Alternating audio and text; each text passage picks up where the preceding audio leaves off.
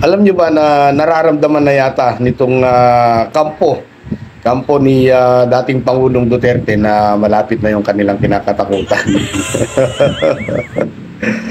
Bago tayo magpatuloy at pag-usapan nito mga kapatid, mga kaibigan at mga ka-explore, paalala, yung mga hindi pa nakasubscribe dyan, please naman, pakisubscribe naman yung aking maliit na YouTube channel.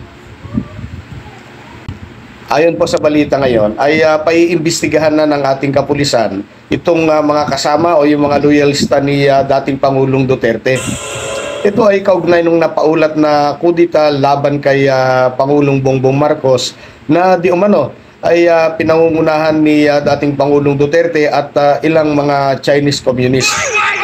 Kaya naman sa ngayon ay bantay sarado na ang PNP dito sa mga loyalista ni dating Pangulong Duterte. Ang nasabing impormasyon kasi ay nanggaling sa isang social media post na konektado daw ito sa isang retired military officer.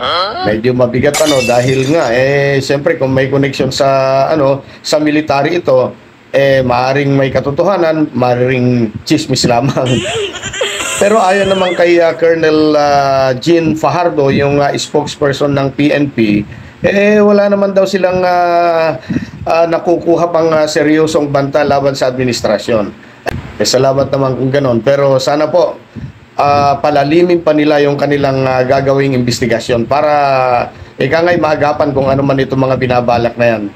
Kasi binabalak umano ng mga ito na simula ng destabilization plot bago dumating sa bansa itong kinakatakutan nilang mga investigador ng ICC. Oo, ito yung nag-iimbestiga sa mga pang-aabuso sa nakaraang war on drugs ng nakaraang administrasyon. Well, seryoso man o hindi ang balitang ito, pero maganda na rin po yung may ginagawang pagkilos ang ating kapulisan para tugunan ang mga ganitong balita o banta. Mga kababayan, sa nakikita ko ngayon at maaring ito rin yung nakikita ng karamihan,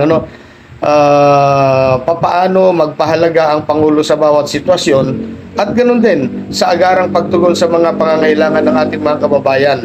Kaya ang alam ko talagang matatag ang Administrasyong Marcos sa kasalukuyan. At sana manatili patuloy ang pagiging matatag nito hanggang matapos ang kanyang termino. Kung suswertihin, kung ma-extend yan, di swerte tayo. Di ba? Kasama tayo sa swerte ni Pangulong Bongbong Marcos. Buo talaga ang tiwala ng mamamayan at sa kakayanan ng ating Pangulo. Kaya kung ang taong bayan ang gagamitin nila para patalsikin si PBBM, nako, mas malabo pa ito sa tubig baha. Mas maitim pa ito sa tinta ng pusit at siguradong suntok sa buwan ang kanilang hakbangin. Di ba? At siguro baka ramdam nga nila na malapit nang dumating yung kanilang kinakatakutan. Ito naman kasi si Senator Trillanes, bakit naman kasi hindi mo sinikret? Bakit hindi mo sinikreto yan para hindi naman sila masyadong nanginginig? Dapat sinikret mo na lamang yan para magkabiglaan na kung magkabiglaan. Hindi ba?